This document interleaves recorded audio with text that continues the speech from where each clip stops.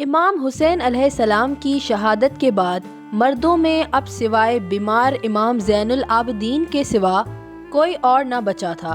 یزیدی فوج کے کچھ سپاہی اہل بیت مطہرات کے خیموں کو آگ لگا کر لوٹ گھسوٹ میں مصروف تھے کہ اچانک ایک رعبدار آواز نے ان کے قدم روک دیے۔ خبردار، مزید آگے آنے کی ہمت نہ کرنا۔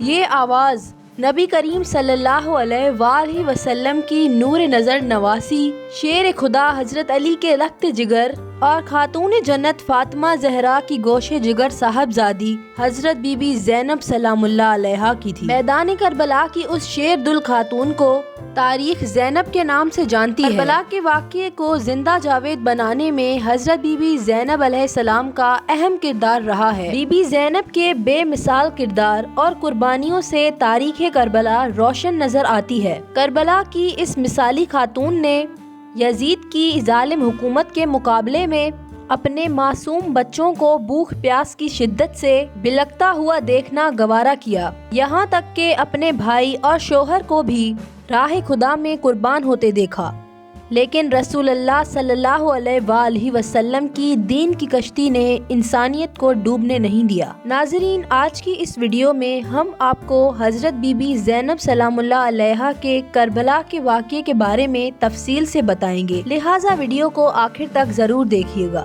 آپ تمام دیکھنے اور سننے والوں کو السلام علیکم۔ سیدہ زینب علی و فاطمہ کی بیٹی ہونے کے ساتھ ساتھ صحابیہ رسول بھی تھیں اور آپ سے بہت ساری احادیث نقل کی گئی ہیں۔ آپ نہایتی نیک صفت، فراخ دل اور متقی خاتون تھیں۔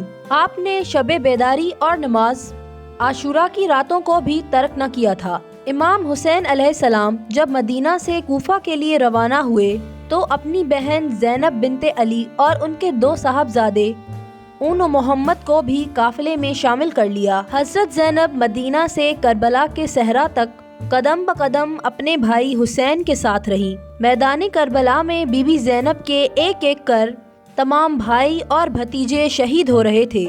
سیدہ زینب ایک دلیر خاتون تھیں، اپنے اور اپنے بھائیوں کے چھوٹے چھوٹے بچوں کو ہمت دلاتی، ان کا خیال رکھتی اور اپنے بھائی اور بھتیجوں کے حق میں دعا کرتی۔ امام سجاد زین العابدین سے روایت ہے کہ عاشورہ کی رات میں اپنے والد کے ساتھ بیٹھا تھا اور پھوپھی زینب ہمارے پاس تھیں۔ امام حسین علیہ السلام اپنی تلوار کو تیز کرتے ہوئے یہ شعر پڑھ رہے تھے: اے دنیا تیری دوستی پر افسوس، تمہارے پانے والے اشراق اور افصیل ہیں، ان میں سے کچھ صاحب اور طالب قتیل ہیں۔ بس امام حسین علیہ السلام نے ان اشعار کو 2-3 مرتبہ پڑھا، یہاں تک کہ میں نے آپ کے مقصد کو جان لیا۔ مجھ پر گریہ غالب ہوا، لیکن میں آنسو پی گیا اور میں جان گیا کہ مصیبت نازل ہونے والی ہے۔ میری پھوپھی زینب رقت قلبی کی وجہ سے یہ سننے کی طاقت نہ لا سکی، جلدی سے اٹھی اور میرے والد کے پاس پہنچی اور مخاطب ہوئی: ہائے مصیبت، کاش مجھے آج موت آ جاتی۔ آج میری ماں فاطمہ، باپ علی اور بھائی حسن فوت ہو گئے۔ یہ سننا تھا کہ امام حسین علیہ السلام نے ان کی طرف نگاہ کی اور فرمایا: اے بہن، شیطان تجھ پر غلبہ حاصل نہ کر لے۔ حضرت زینب نے کہا: مجھ پر وائے ہو، کیا یہ بزور تلوار تمہاری جان لے گی؟ ایسا ہے تو اس نے مجھے اور زیادہ غمگین کر دیا اور یہ میرے لیے زیادہ ناقابل برداشت ہے۔ یہ کہہ کر میری پھوپھی زینب بے ہوش ہو کر گر گئیں۔ بس امام حسین اٹھے اور پانی کے چھینٹے لے کر آپ کے چہرے پر مارنے لگے۔ عاشورہ کے دن امام مظلوم امام حسین علیہ السلام میدان جنگ میں اترنے کے لیے خیمے سے باہر آئے تو آپ کے اہل بیت اور بچوں کی آنکھوں سے آنسو جاری ہو گئے۔ آپ کی بیٹی سکینہ امام کے آغوش میں آ کر لیٹ گئی اور کہنے لگیں: بابا ہمارے ساتھ رہیں، ہمیں اس بیابان میں اکیلا نہ چھوڑ دیں۔ بچی کے اس جملے نے امام کے دل میں اضطراب پیدا کر دیا۔ آپ کی آنکھوں سے آنسو چھڑک پڑے۔ آپ نے بچی کو گلے سے لگا لیا۔ سکینہ کو معلوم تھا کہ اب حسین پلٹ کر نہیں آنے والے ہیں۔ امام حسین علیہ السلام نے اپنی بہن زینب سے رخصتی لی۔ آپ کی سیدہ زینب سے بے پناہ الفت تھی۔ امام حسین علیہ السلام نے فرمایا: اے زہرا کی بیٹی اور میری بہن، میرے قتل ہونے کی وجہ سے اپنے رخساروں پر تماچے نہ لگانا اور نہ ہی مصیبت کے وقت اپنی جامہ کو پارا کرنا۔ اور نہ ہی اپنے بالوں کو پریشان کرنا تاکہ باہر سے رسوائی نہ ہو۔ میرے بعد ان بچوں کی پرورش کرنا۔ اگر میرے بچے پیاسے ہو جائیں تو ان کے واسطے پانی مانگ لینا، شاید ان کے اوپر وہ رحم کریں اور پانی پلا دیں۔ بھائی کے کلام کو سنتے ہی بہن کا چہرہ متوجہ ہو گیا، دل تڑپ گیا، لبوں پر فریاد آ گئی۔ کہنے لگی، اے میرے بھائی، کیا زینب اسی دن کے لیے زندہ تھی؟ اور کاش اس دن سے قبل مجھے موت آ گئی ہوتی اور زینب خاک میں مل گئی ہوتی۔ امام علیہ السلام نے وصیتیں کی اور بہن کو تسلی دی اور میدان کی طرف چل دیے۔ کچھ دیر بعد میدان سے ذوالجناح دوڑتا ہوا بیبیوں کے خیمے کی طرف آیا۔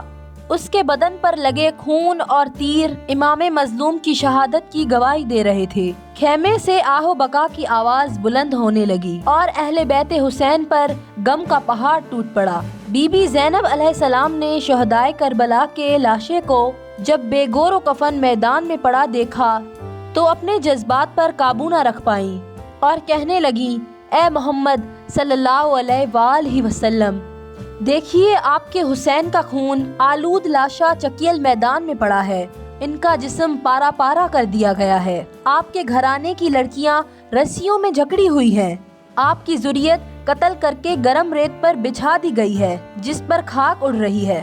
اے میرے نانا، یہ آپ کی اولاد ہے جسے جانوروں کی طرح ہکایا جا رہا ہے۔ یزیدی لشکر نے بیبیوں کو قید کر لیا اور انہیں پیدل کوفہ لے گئے۔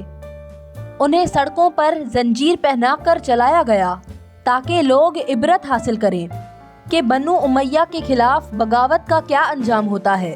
جب شمر نے امام حسین علیہ السلام کے بیٹے زین العابدین کو شہید کرنا چاہا تو سیدہ زینب بیمار بھتیجے سے لپٹ گئیں اور انہیں شہید ہونے سے بچا لیا۔ اس مظلوم قافلے کو کوفہ کے بعد دمشق لے جایا گیا اور یزید کے دربار میں پیش کر دیا گیا، جہاں بی بی زینب نے یزید کے خلاف ایسا لرزہ آمیز خطبہ دیا کہ شام کا محل کانپ اٹھا اور اہل شام رو پڑے۔ بی بی زینب وہ ہستی ہے جن کے خطبوں سے کربلا کی تحریک کو تا قیامت اسی شدید جذبے سے یاد کیا جائے گا جیسے وہ صدیوں کی بات نہیں بلکہ کل ہی کا قصہ ہو۔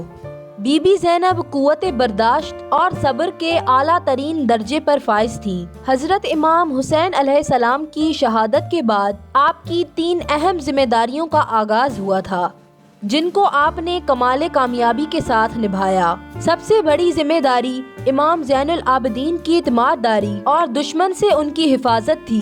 دوسری ذمہ داری ان عورتوں اور بچوں کی حفاظت تھی جو بیوہ ہو چکی تھیں اور بچے یتیم تھے۔ تیسری ذمہ داری کربلا کے پیغام کو دنیا کے کونے کونے تک پہنچانا تھا۔